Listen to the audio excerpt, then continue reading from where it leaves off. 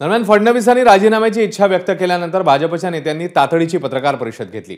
फडणवीसांनी सरकारमध्येच राहून संघटनेचं काम करावं असं भाजप प्रदेशाध्यक्ष चंद्रशेखर बावनकुळे म्हणाले आहेत। तर राज्यातल्या पराभवाची जबाबदारी ही सामूहिक असल्याचं मुख्यमंत्री एकनाथ शिंदेंनी म्हटलंय। देवेंद्रजी ही त्यागाची आणि नेहमीच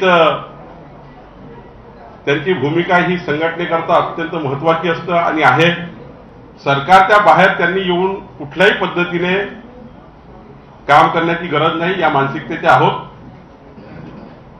सरकारमध्ये काम करूनही संघटनेला 4 दिवस देता येतं आणि आमची संघटना पुन्हा ताकदीने उभी होऊ शकतं अशी सर्वांचीच मानसिकता आहे।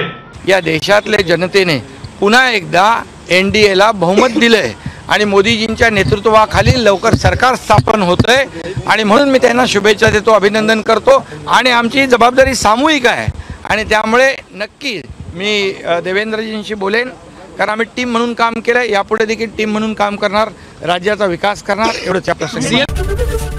एबीपी माझा, उघडा डोळे बघा नीट।